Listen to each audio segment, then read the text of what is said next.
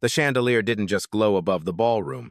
It ruled over it, spilling golden light across velvet gowns, crystal flutes, and the soft murmur of old money conversations. But the moment she walked in, the woman in the white dress, shoulders steady, eyes calm, the room shifted. Not because she demanded attention, but because someone decided she didn't deserve it. It happened fast, sharp, like a slap made of sound. Who the hell invited her? The blonde woman in the red gown said it with a laugh so bright it felt cruel. Her finger pointed straight at the black woman in white, the gesture loud enough to silence 3 nearby conversations. Her husband threw his head back, laughing harder than the joke deserved, champagne nearly spilling over the rim. The black woman didn't flinch. She stood still, anchored, the way a mountain stands against a storm. Beside her, the man in the midnight blue tuxedo shifted slightly, not out of fear, but restrained, his jaw tightening as if holding back the instinct to step forward. But the blonde kept going. No, seriously, who brought her in here? This is a legacy event. We don't just let anyone walk in off the street. Her friends giggled, leaning closer, curious, entertained. A few guests glanced over their shoulders, some with confusion, some with discomfort, and a few with the quiet thrill of watching a public humiliation unfold. The black woman's eyes lifted, slow and deliberate. She didn't answer. She didn't need to. The silence she carried had more authority than their laughter. But the blonde wasn't done. "She looks lost," she sneered. "Maybe she wandered in from the staff entrance. Should we show her out?" A ripple of low whispers spread through the ballroom like tension seeking somewhere to land. Some guests turned away, pretending not to see. Others stared openly, as if this were entertainment. The man beside her finally spoke, voice deep, controlled. "Enough." The blonde's smile sharpened. "Or what?" she taunted, stepping closer, heels clicking like tiny hammers on marble. "This is a private circle. People like her don't—" She didn't finish, because for the first time, the black woman tilted her chin and met the blonde's eyes. A small movement, but the kind that changes the temperature of an entire room. Before the moment stretched further, the narrator's voice slid into the scene like a breath. "Before we continue, where are you watching from? Drop your city or country in the comments below. And if you believe in dignity and justice, hit like and subscribe. These stories spark change, and we're glad you're here." Now back to her.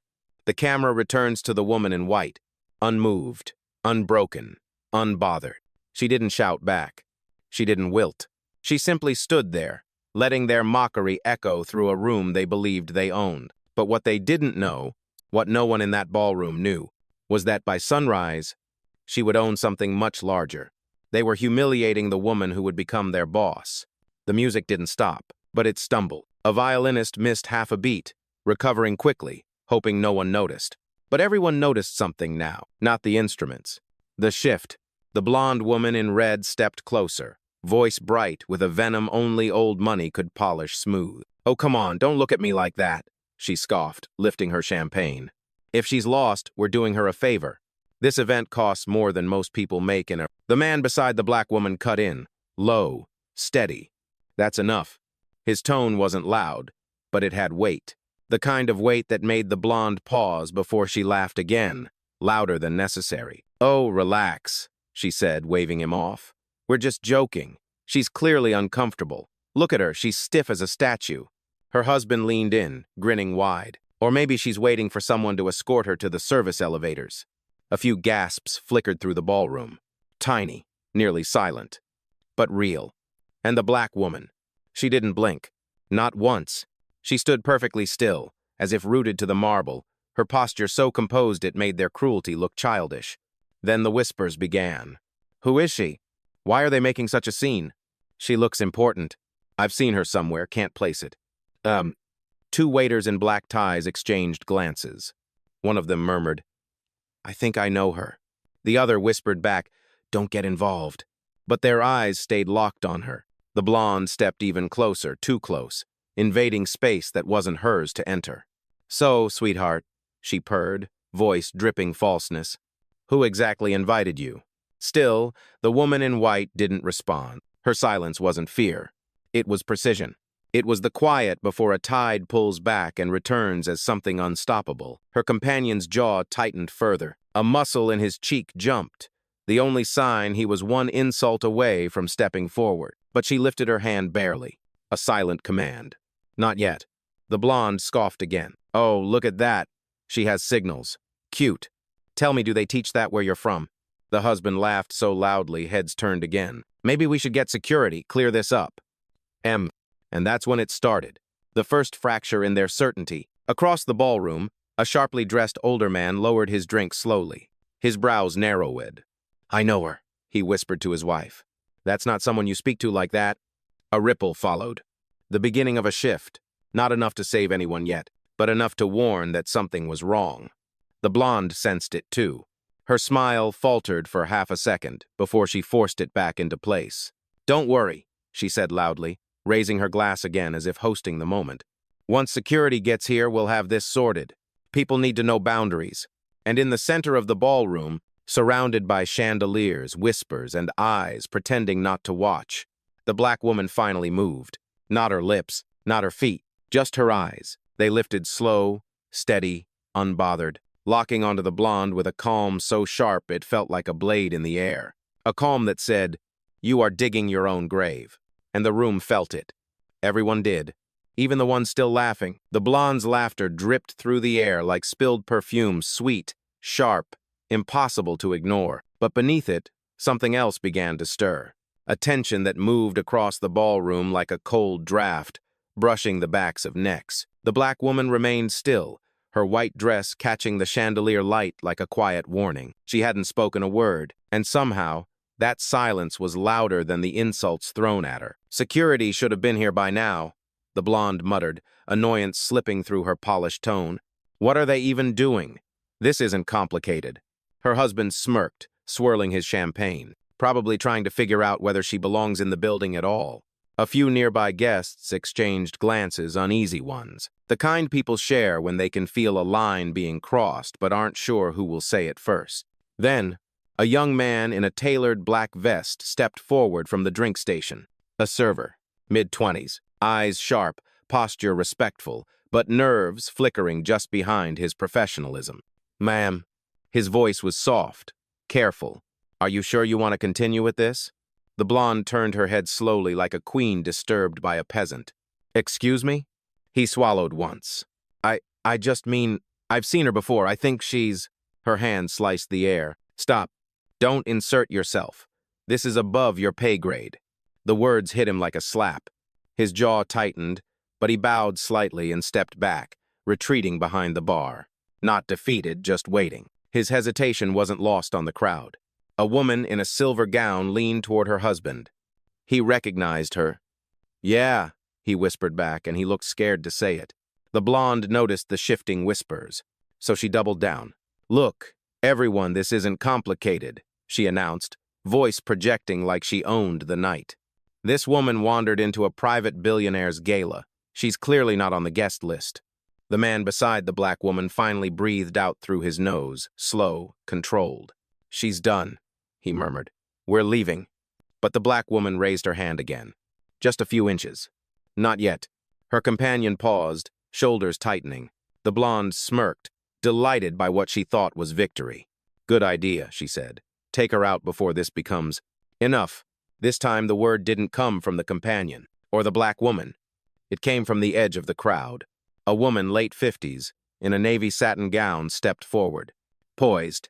Unshaken. The kind of presence that commanded a room without trying. I know exactly who she is, the woman said, voice steady and unapologetically loud. And if you had any sense, you would stop talking. The blonde blinked, thrown off balance. Excuse me? Who do you think you... But the woman in navy didn't look at her. She looked directly at the black woman. Recognition. Respect.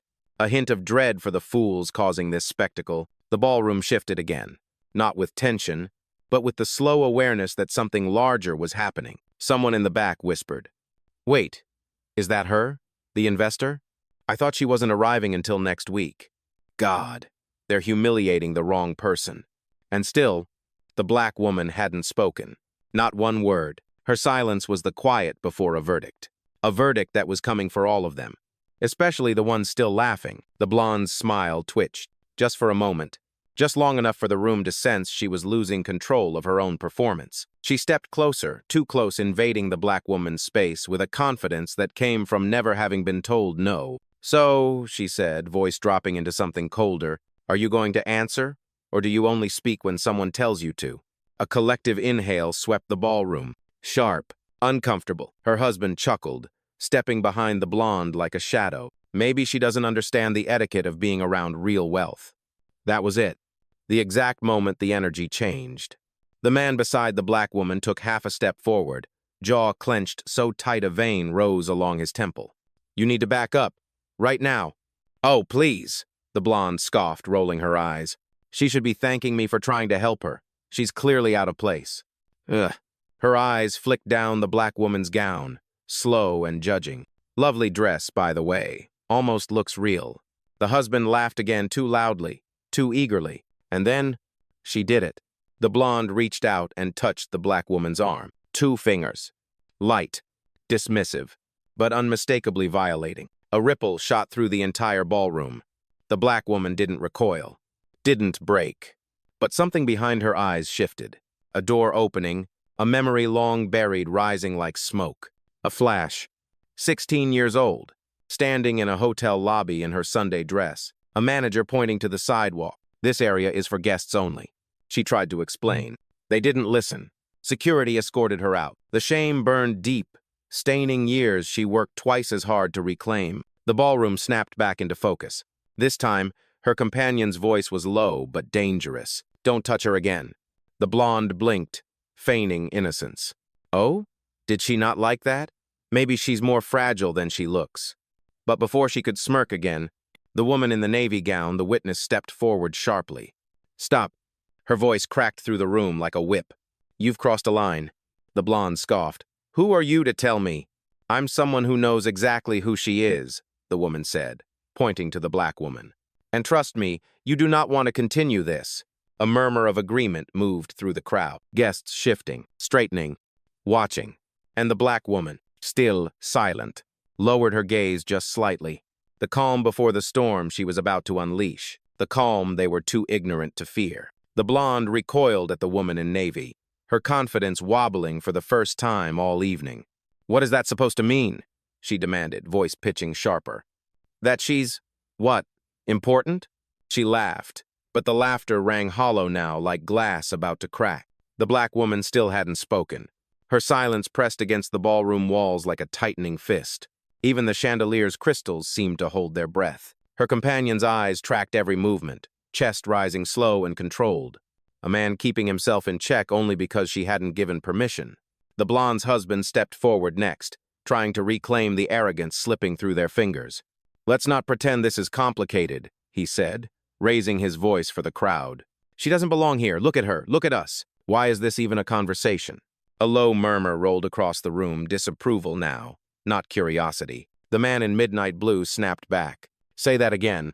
But the black woman touched his wrist, barely a brush, a silent thread pulling him back, grounding him. She wasn't ready for him to speak. Not yet. The blonde scoffed, misreading the entire exchange. "Oh, look at that. She needs him to defend her. How precious." "Oh." Then she leaned in, voice dropping to a cutting whisper. "Women like you only enter rooms like this through the arm of a man, or the staff door." A sharp gasp sliced through the crowd. Someone muttered, "Jesus, she said that out loud?" The black woman closed her eyes for half a second. And another memory rose, uninvited but familiar. 22 years old, corporate mixer, a white executive smiling as he said, "You're impressive. Who hired you as a diversity pick?" She remembered swallowing the anger, smiling politely, building the company that would one day buy his. The flashback dissolved. She opened her eyes again. But this time, the silence around her had changed. It wasn't isolating. It was gathering. The young server stepped forward again, braver now. "I know her," he said, voice firm. "I've seen her photo in the investor boardroom." The blonde froze. "What are you talking about?" Another guest joined in, a man in a charcoal suit. "She's not staff. She's not lost. She's someone you should have recognized the moment she walked in." A ripple of realization spread wide, unstoppable. Whispers sharpened. "That's her. The new majority." "Oh my God." But the blonde shook her head desperately, clinging to denial. No, no, that's ridiculous. If she were important, if she mattered, she would have said something by now.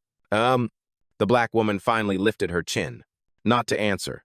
But because the room was finally ready for the truth she had allowed them to uncover on their own. The moment before the reveal, the breath before a verdict, hung between them like a blade made of stillness, and they were all standing on the wrong side of it. The ballroom wasn't quiet anymore. It was waiting. Every guest, every server, every whisper seemed to hover in a fragile suspension, as if even the air itself knew something irreversible was about to happen. The blonde straightened her gown and lifted her chin, clinging to the last scraps of confidence. "She's bluffing," she said loudly, forcing a brittle laugh. "Everyone here knows the circles that matter, and she jabbed a finger toward the black woman, is not one of them." The black woman didn't respond. She simply reached into her clutch, slowly, gracefully, and pulled out her phone. Not as a threat, asa decisión. The companion beside her exhaled once, almost imperceptibly. He knew that gesture. He'd seen it in boardrooms, negotiations, and mergers where billions were on the line. A single movement that meant, "It's time." The blonde scoffed. "Oh, please, calling for a ride home? Excellent choice." But the black woman wasn't calling a ride. She tapped her screen once, then lifted the phone to her ear. Her voice, when it finally emerged, was soft enough to make the room lean in. "Proceed." One word. Measured. Precise. The sound of a lever being pulled on a machine only she controlled. On the other end, a calm, professional voice replied instantly, "Protocol is active. Do you want the board notified now?" A few guests stiffened. "Board? Which board?" The blonde's smile flickered. "What? What did she just say?" But the black woman ignored her completely. She stepped an inch closer to the chandelier's glow, her presence reshaping the room effortlessly. "Yes," she said into the phone. "Notify them, and have the legal team monitor the incident. This entire exchange needs to be logged." The husband's face drained of color. "Logged?" he repeated. "Logged for what?" A man near the back answered before she could. "For misconduct." The blonde spun toward him. "Who asked you?" But more voices followed, rising one by one, gaining courage from her stillness. "She's not bluffing. I've seen her at global summits. She's on the acquisition shortlist." "No," she leads the shortlist. Realization traveled across the ballroom like a slow, devastating wave. The black woman lowered her phone, her expression unshaken. Her companion leaned in slightly. "It's done?" She nodded once. Calm. Controlled. Unmoved by the panic blooming around her. The blonde's breath hitched. What did you just activate?" The black woman lifted her gaze. Eyes steady, voice almost gentle. "Consequences." And the room finally understood. The storm they thought they were creating was never theirs to control. For a heartbeat, the ballroom stood suspended in a kind of stunned, crystalline silence, the moment before truth arrives and no one is ready to receive it. The blonde swallowed hard, her bravado slipping like a poorly pinned brooch. "Consequences?" she stammered. "For what? We didn't do anything wrong." The black woman lifted her chin, and with that simple motion, the temperature in the room shifted. Not colder, sharper, like the air itself had straightened its spine. Across the chandelier-lit room, the woman in the navy gown spoke again, her voice steady as a verdict. "You should stop talking. You're humiliating yourselves." But the blonde shook her head desperately. "No, this is insane. This woman waltzes in, acts important, and suddenly we're supposed to believe she's what? Some VIP?" She turned to the crowd, pleading for reassurance. "Someone tell her this is ridiculous." No one answered, not one person. A server set down his tray. A violinist lowered his bow. Even the bartender froze mid-pour, because they all sensed what she was about to say. The black woman finally spoke, her first words of the night, and they landed with the weight of a closing door. "You wanted to know who invited me," she said quietly. Her voice didn't lift. It didn't tremble. It simply filled the room. "I did." Confusion rippled through the blonde's face. "What does that even—" The black woman stepped forward, claiming the center of the ballroom without raising her volume. "This event," she continued, "is hosted by the company overseeing your family's merger." A few guests gasped. Someone whispered, "Oh my God, this is it." She held the blonde's gaze, unblinking. "And as of 48 hours ago," she said, "I became the majority shareholder." Silence detonated through the room. The blonde's husband's jaw dropped so far it nearly unhinged. You what? You heard me, she said. Calm, precise, unapologetically dominant. I own the company that owns this event. A beat. And by extension, I own the fate of your family's deal. The blonde stumbled back a step, gripping the air as if it could save her. No, that's not possible. You're nobody. The black woman didn't smile. She didn't need to. I'm the woman you mocked, she said softly. In the room I paid for. A pause. Then the sentence that shattered the last illusion. And in a few hours, I will be your new boss. The ballroom exhaled, a long, stunned, almost reverent breath. The storm had officially changed direction, and it was coming for them. For a full second, no one moved. Not the guests, not the servers, not even the blonde woman whose confidence had shattered mid-breath. It was the kind of silence that follows an earthquake. The moment everyone looks around to see what survived, the blonde's husband was the first to break. He pointed a trembling finger at the black woman, panic tightening his voice. You can't just walk in here and claim that. This is a private circle, a legacy circle. The black woman tilted her head slightly. Legacy doesn't excuse behavior. Then, after a deliberate pause, and it doesn't protect you from accountability either. The blonde's breath hitched, her mascara-lined eyes widening with something she'd never felt in a ballroom before. Fear. A guest near the back finally spoke, voice low but certain. She's telling the truth. I read the notice on the financial wire. Another added, she bought out the controlling shares. Yesterday. The blonde shook her head, stumbling. No, this is ridiculous. We weren't informed. If she was important, if she mattered, someone would have told us. Someone did. The woman in navy stepped closer, arms crossed. Your father received the email this morning. All board families did. She arched a brow, but you were too busy insulting her to check your notifications. A ripple of embarrassed laughter sputtered through the crowd. The kind people try to hide behind their hands. The blonde's husband looked around wildly, seeking allies. Everyone, listen, we didn't know. This isn't fair. She let us embarrass ourselves. The black woman met his panic with the calm of someone who had rebuilt herself too many times to fear moments like this. I didn't let you do anything, she said. You revealed yourselves.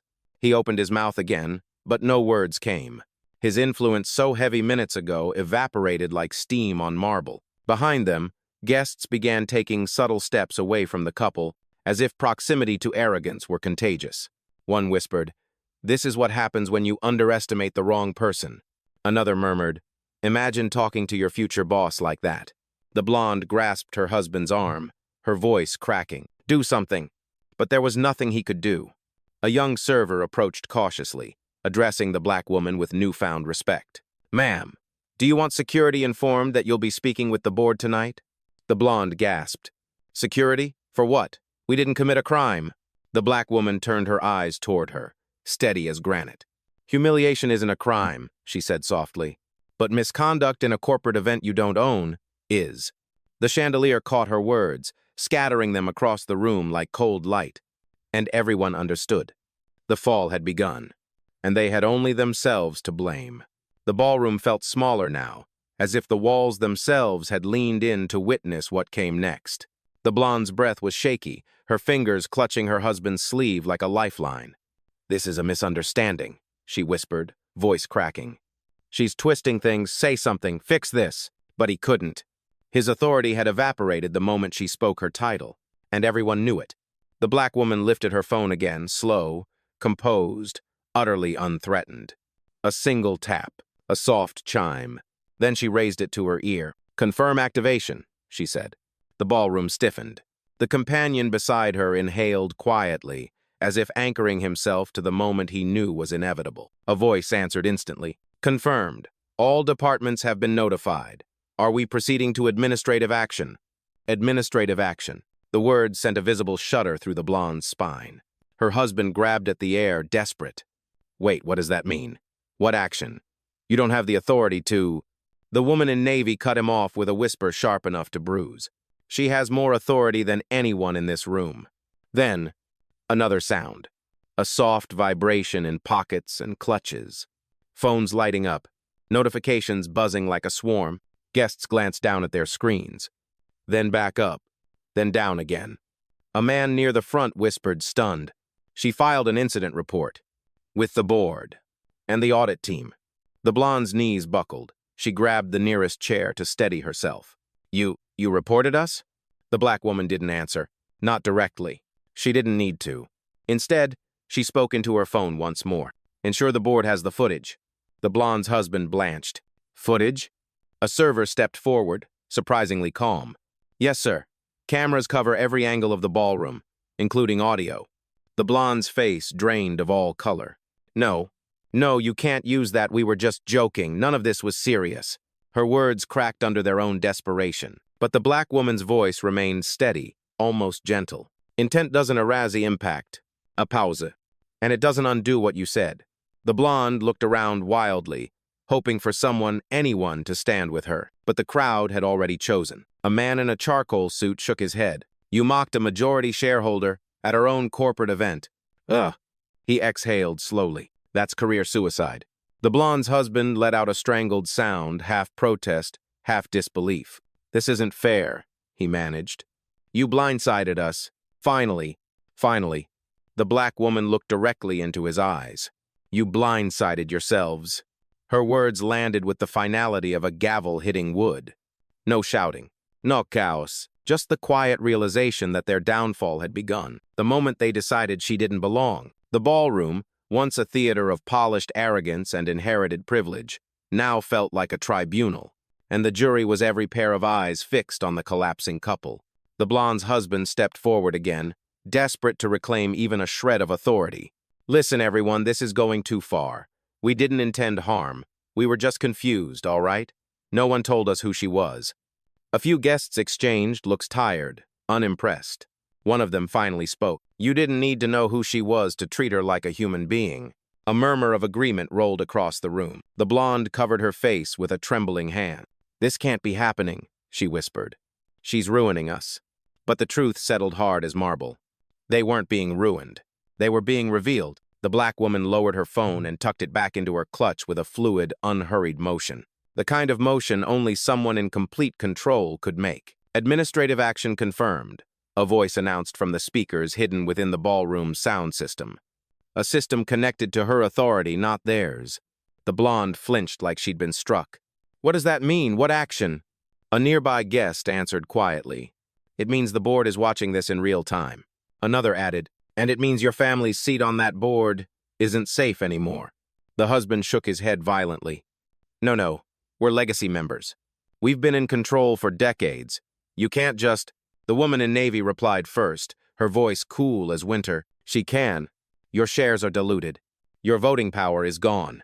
He stared at her as if she were speaking a foreign language. What did you say? But the black woman stepped forward, her presence cutting through the panic like a silent blade. You forfeited your influence when you violated the event policies, she said, and when you publicly disrespected a lead stakeholder. Agasp ehut. Lead stakeholder. Not new shareholder. Not investor. Lead. The blonde stumbled backwards, bumping into a chair. Her voice shrank into something small, fragile. You're taking everything. The black woman held her gaze calm, devastatingly firm. I'm taking nothing. A pause. You gave it away. Her husband sank into the nearest chair, elbows on his knees, hands buried in his hair.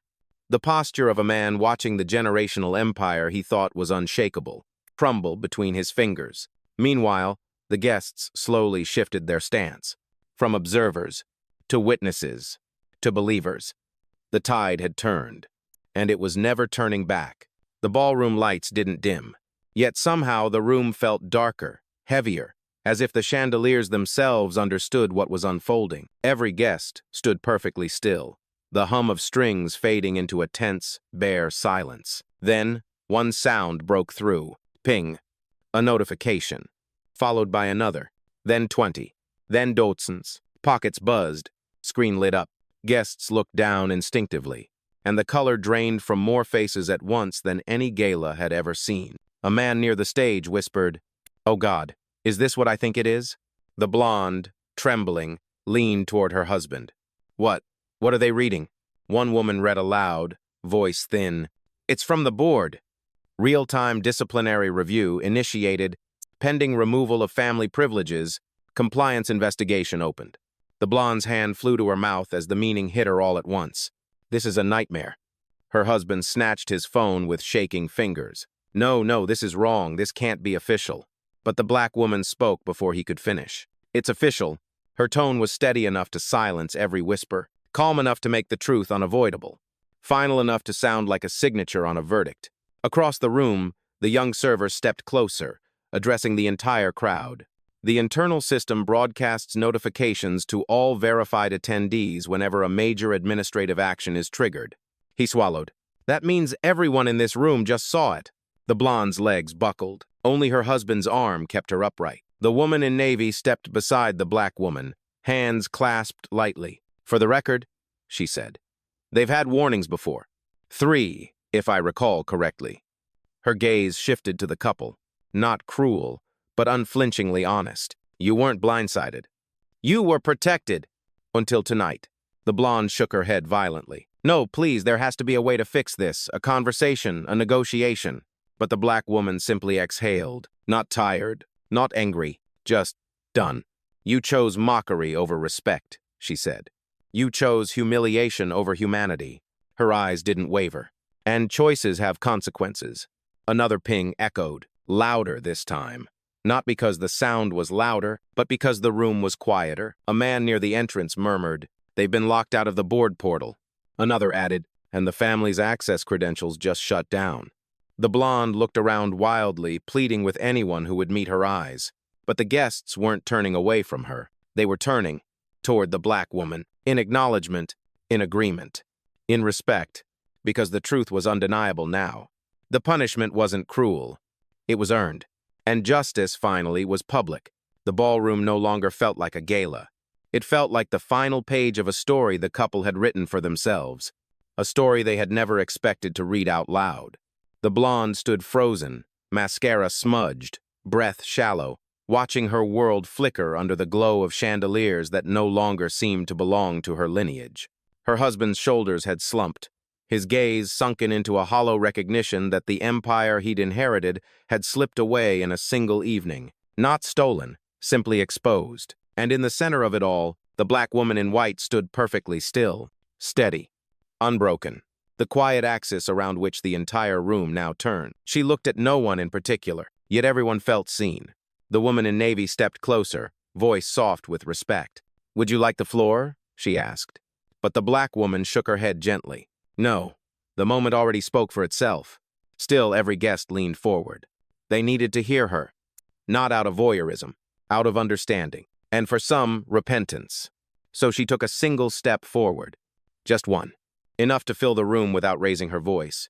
"When I walked in," she began, "you treated me as if my presence needed justification." Her eyes swept the space, calm as a clean blade. "But what you never considered was that your behavior needed justification far more than mine ever would." The blonde whimpered quietly. The black woman continued, her tone steady, clear, impossible to look away from. "I didn't raise my voice tonight. I didn't push. I didn't insult you. I didn't embarrass you." A beat of silence, a breath, a truth. "You did that yourselves." She clasped her hands before her simple, elegant final. "And as for what happens next, that will be handled with the professionalism you failed to show. No shouting, no scenes, just accountability." Her gaze softened, not with forgiveness, but with closure. "Let this be a reminder," she said. "Respect is not a luxury. It is a requirement." The entire ballroom exhaled, a collective release of tension, of shame, of realization. She turned to her companion, who had stood by her with unshaken loyalty. "Shall we?" she murmured. He nodded, relief and pride mixing in his eyes. They walked toward the exit. No spotlight needed, no applause asked for, yet the silence that followed them out was reverent enough to feel like a standing ovation. Behind them, the disgraced couple remained rooted in place, not because anyone commanded them to stay, but because they finally understood the weight of their own downfall.